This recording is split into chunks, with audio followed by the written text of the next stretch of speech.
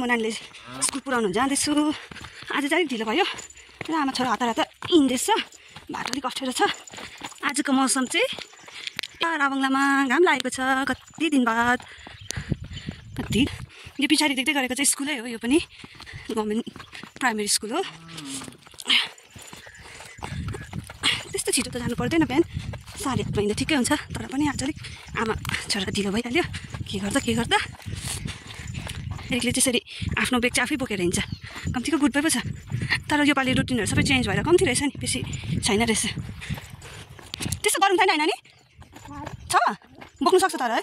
बोक्नु अरे हौ, अलिकति तारिफै गर्नु हुँदैन नानीलाई। तारिफ बेसी गऱ्यो भने बोक्नु लगाइहाल्छ फेरि त्यसरी।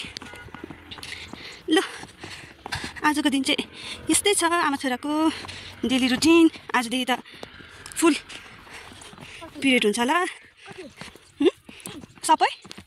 साइन्स के छ फर्स्टमा? साइन्स छ,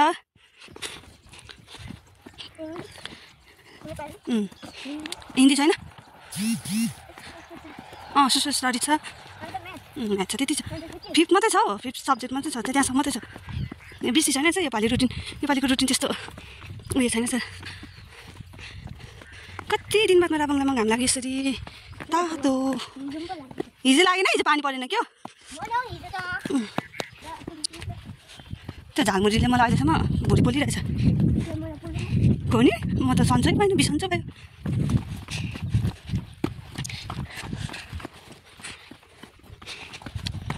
यसरी जानुपर्छ।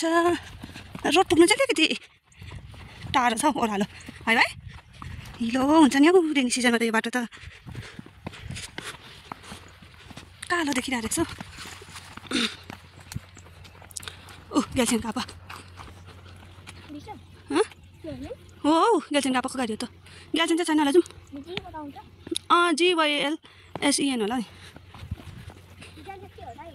तामाङ किन अन्त? उसको आपा तामाङ होइन नि त? अन्त तिम्रो पापा राई हो नि अन्त? तिम्रो पापा राई, म तामाङ, ग्याल्छेनको मम्मा पनि तामाङ, आपा पनि तामाङ हो।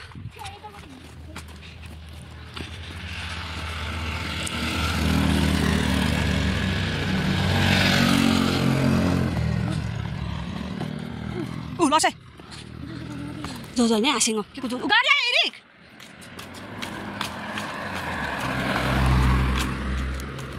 जो होइन हौ हाँसेङ हो। चेन्ज गऱ्यो होला नि। यहाँ रोडबाट त पर बेसी टाढो हिँड्नु पर्दैन एरिक स्कुल। घरिघरि कहाँ घरिघरि सेतो देख्छ, क्यामेरा पकाउनु नजानेर पो हो कि।